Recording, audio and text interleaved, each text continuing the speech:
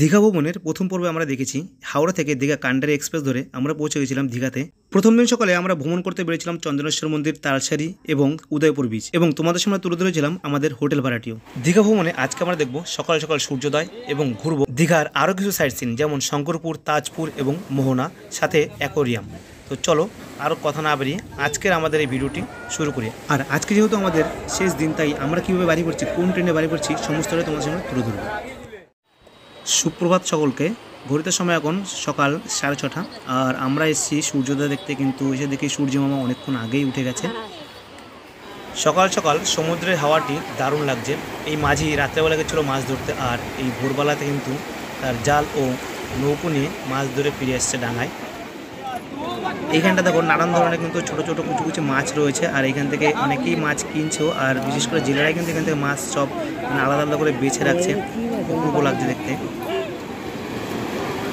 সকাল সকাল সমুদ্রের ব্যাপারটাই আলাদা।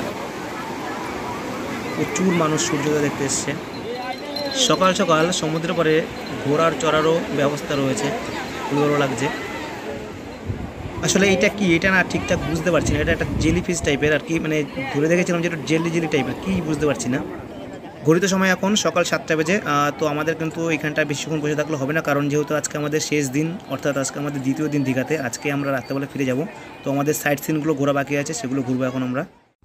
তো গেল দিনের মতন আজকে আমরা অটো ভাড়া করে নিয়েছি, আর অটো ভাড়া সে 800 টাকায় পড়েছে। আমরা 11 জন। আজকে আমরা যে সাইডটি ঘুরবো সেটা হলো শঙ্করপুর, তাজপুর, মোহনা, এই সাইডটি আমরা ঘুরবো। তো চলো আমরা তাড়াতাড়ি বেরিয়ে পড়ি। দীঘা ভ্রমণ করতে গেলে কিন্তু একদিনই কোনোভাবে সম্ভব না যে দুটো সাইড কেউ কমপ্লিট করবে, কারণ দুটো সাইড ঘুরতে গেলে কিন্তু অনেকটা সময় লাগে। তাই ন্যূনতম 2 দিন কিন্তু হাতে টাইম নিয়ে আসতে হবে। আমরাও সেভাবে এসেছি। তো আজকে সাইড সিনে আমরা প্রথমে চলে এসেছি মোহনাতে। আর এই মোহনার পাশে রয়েছে, দেখো এই সাইডে রাখা হয়েছে অনেক ধরনের শুটকি মাছ। আর এইখানটা বিখ্যাত হলো বিভিন্ন ধরনের মাছ, বড় বড় ইলিশ মাছ বা চিংড়ি মাছ, এগুলো পাওয়া যায়। তো সামনে এই দেখো চিংড়ি মাছ রয়েছে, পাবদা মাছ রয়েছে, বা পমফ্রেট রয়েছে, ইলিশ মাছ রয়েছে। কত বড় বড় সাইজের সব মাছ, দেখলেই কিন্তু জিভে জল আসার মতন। কত ধরনের মাছ সামনে রয়েছে, পুরো চকচক করছে। অক্টোপাসও রয়েছে পাশে। তো সত্যি কথা বলতে মাছগুলো খাই আর না খাই দেখতেই কিন্তু অন্যরকম লাগছে। কত বড় বড় সাইজের সব ইলিশ মাছ রয়েছে। কিন্তু একটা জিনিস বুঝতে পারলাম, এইখানটার দাম কিন্তু আমাদের কলকাতার তুলনায় খুব একটা বেশি এরপেন নয়। হয়তো 100 টাকা 150 টাকা এদিক ওদিক, খুব একটা বেশি এরপেন না। বিরাট বিরাট সাইজের সব ইলিশ মাছ রয়েছে, বরফে দেওয়া।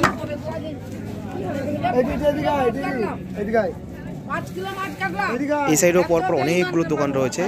মাছগুলো দেখে কিন্তু অনেকে নিয়ে যায়, পিটিতে করে সুন্দর গরমটা প্যাকিং করে দেয়, তারপরে কিন্তু সেগুলো বাড়িতে নিয়ে যাওয়া যায়। এই সাইডে দেখো কত বড় বড় গলদা চিংড়ি রয়েছে, পাশাপাশি আরও অনেক মাছ রয়েছে। এখানটা ভেটকি মাছ রয়েছে, অনেক ধরনের মাছ রয়েছে কিন্তু এখানটা পরপর। মানে কাঁকড়া, সামুদ্রিক কাঁকড়া রয়েছে, অক্টোপাসে রয়েছে, ইলিশ তো রয়েছে অনেকগুলো, প্রথম থেকে আমরা দেখতে পাচ্ছি। এখানে ভেটকি রয়েছে, আরও নানান পদের। সত্যি কথা বলতে দেখতে কিন্তু একদম অন্যরকম লাগছে। পাশাপাশি ভেটকি মাছও রয়েছে, আর এইগুলো বড় বড় চিংড়ি, কত বড় চিংড়ি রয়েছে এখানটায়। তো এইখানটায় অর্থাৎ এই মোহনায় এসে কিন্তু এই মাছ বাজারটা অবশ্যই তোমরা একটু ঘুরে ঘুরে দেখো, তাহলে কিন্তু খুব মজা হবে। এখানে দেখো শঙ্কর মাছ রয়েছে, যদিও ছোট। সামুদ্রিক কাঁকড়াও রয়েছে, ভোলাও রয়েছে, অনেক পদের মাছ রয়েছে। দীঘা মোহনার যে বাজারটি, মাছ বাজার, সেটা আমরা দেখলাম। এখন আমরা মেইন মোহনা, যে সেই মোহনার দিকে যাচ্ছি। দেখো দুপাশের দোকানগুলো আর সমুদ্র কত সুন্দর লাগছে।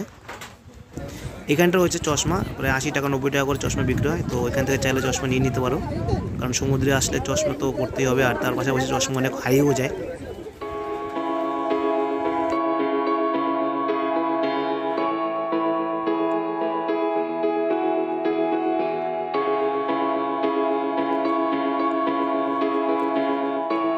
দীঘা ঘুরতে আসলে এই মোহনায় কিন্তু অবশ্যই ঘুরতে আসতে হবে, কারণ মোহনাটা সত্যি খুবই ভালো লাগে। যেহেতু এত জল রয়েছে, সমুদ্রের ঢেউ এখানটা এসে কিন্তু কিছুটা উপভোগ করা যায়।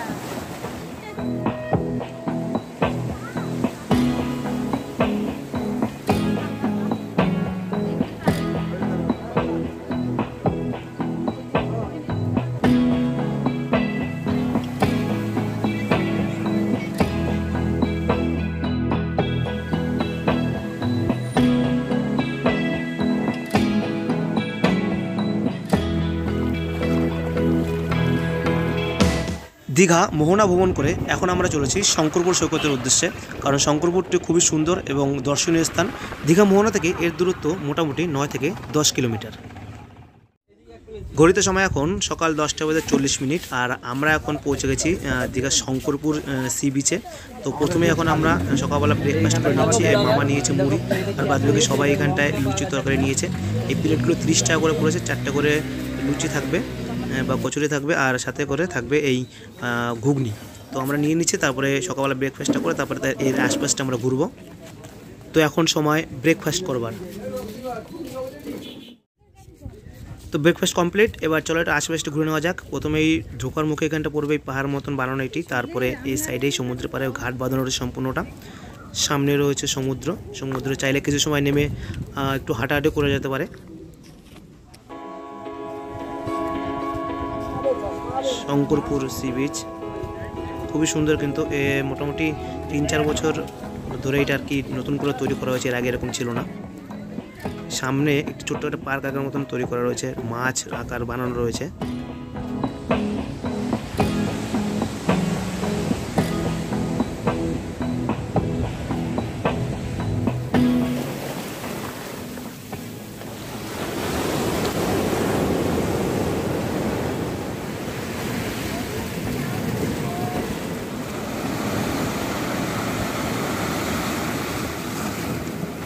শঙ্করপুর এই সমুদ্র সৈকতটি ম্যাক্সিমাম সময় এরকম ফাঁকা থাকে, পর্যটকের ভিড় খুব একটা বেশি থাকে না। সবসময় যারা একটু নির্জন পরিবেশ দরকার তাদের জন্য কিন্তু জায়গাটি একদম পারফেক্ট জায়গা। ঘড়িতে সময় এখন সকাল 11:45 আর আমরা দীঘা মোহনা এবং শঙ্করপুর সি বিচটি দর্শন করে এখন চলে এসেছি দীঘায় নতুন নির্মাণ করা ম্যারিন অ্যাকোয়ারিয়াম এবং ম্যারিন মিউজিয়াম। তো সেটি এখন আমরা ঘুরে দেখব ভিতরে কি রয়েছে। ঢোকার ঠিক ডান দিকে প্রথমে রয়েছে এই বিশাল আকারের একটি মাছ, এটা হচ্ছে তিমি মাছ। এটি একটি পুরুষ তিমি মাছ এবং এর নাম হলো ব্রাইডেড তিমি। আর এই তিমি মাছটি দীঘার মোহনাতে আটকে পড়েছিল 1779 খ্রিস্টাব্দে। তারপরে কিন্তু এটিকে রাখা হয়, আর দৈর্ঘ্য হচ্ছে প্রায় 42 ফুট। সামনে যে বড় ঘরটি রয়েছে এটি হলো মূলত অ্যাকোয়ারিয়ামের ঘর এবং এর মধ্যে রয়েছে একটি মিউজিয়াম। তো চলো ঢুকি। এই রুমে প্রথমে ঢুকলে এরকম অ্যাকোয়ারিয়াম পড়বে, এর মধ্যে অনেক সামুদ্রিক মাছ আছে, সেগুলো দেখতে পারো। আর এইখানটায় যে মানে সমুদ্রে যারা জেলেরা মাছ ধরতে যায় এবং গিয়ে সুন্দরবনে যে বাঘের কবল করে সেগুলো তুলে ধরা রয়েছে। ঘড়িতে সময় এখন দুপুর 1:27 আর আমরা চলেছি সমুদ্রে স্নান করতে। দীঘা আসার মজাই কিন্তু এটা যে সমুদ্রে এসে স্নান করবো সবাই মিলে, সমস্ত পরিবার মিলে। আর আমরা পুরো পরিবার মিলে এসেছি, তো এখন সম্পূর্ণ পরিবার মিলে এখন সমুদ্রে নেমেছি। দেখো পর্যটকের ভিড় কিন্তু রয়েছে সম্পূর্ণ পরিমাণে দারুণ, আর এই ভিড়টা কিন্তু এই সময়তেই বেশি হয়। আর এইখানটায় পাথরের মাঝে আমাদের চটিগুলো রাখবো, আর চটি চুরি হওয়ার কোনো ভয় নেই। ওয়াও, শুধু সমুদ্রের ভিড়টা দেখো কতটা সুন্দর লাগছে। সমস্ত মানুষ এখন এখানে স্নান করতে এসছে।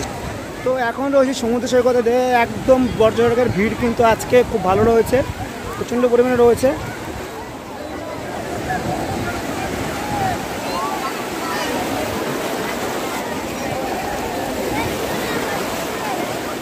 আসলে দুপুর 1:30 থেকে বা 1টা থেকে কিন্তু সমুদ্রে মানুষের ভিড়টা বেশি হয়, কারণ সমস্ত মানুষ সমস্ত আশপাশ ঘুরে এসে তারপরে কিন্তু এই সমুদ্রে এখন নামে। আর ভিড়টা কিন্তু সেইভাবেই রয়েছে। আর এই সময় জলের ঢেউটাও মোটামুটি যেটা মানা যায় সেভাবেই রয়েছে। সকলে এসে আনন্দ করতে করছে, আমাদের পরিবারও কিন্তু সকলে মিলে আনন্দ করতে করছি আমরা।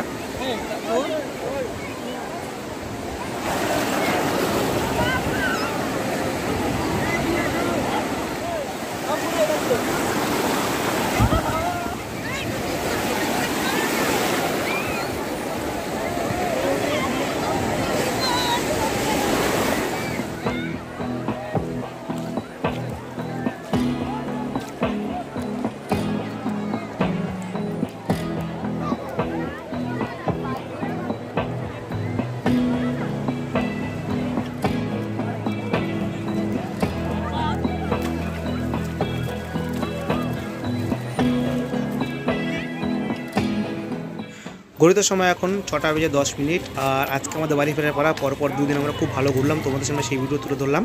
তো আজকে আমাদের বাড়ি ফেরার পাড়া। আমাদের ট্রেন হচ্ছে এই দীঘা প্ল্যাটফর্ম থেকে 6:25 দীঘা হাওড়া কান্ডারি এক্সপ্রেস, কিন্তু এই ট্রেনটিও মোটামুটি 20 মিনিটের মতন লেট করেছে প্ল্যাটফর্মে ঢুকতে। এই ট্রেনটি দীঘা প্ল্যাটফর্ম থেকে ছেড়ে যাওয়ার কথা ছিল 6:25, কিন্তু ট্রেনটি ছেড়েছিল 7:45 নাগাদ, অর্থাৎ প্রায় আধা ঘন্টার মতন লেট ছিল। 2 দিনের এই দীঘা ভ্রমণে আমার পুরো ফ্যামিলি নিয়ে কীভাবে ঘুরেছি, হোটেল ভাড়া কত ঘুরেছে, সাইট সিন খরচা কত ঘুরেছে, হোটেলের খাবার খরচা কীরকম করেছে, সমস্ত তথ্য তোমাদের সামনে তুলে ধরেছি। আশা করছি ভিডিওটি তোমাদের ভালো লেগেছে, আর ভালো লাগলে চ্যানেলটিকে সাবস্ক্রাইব করে রাখো।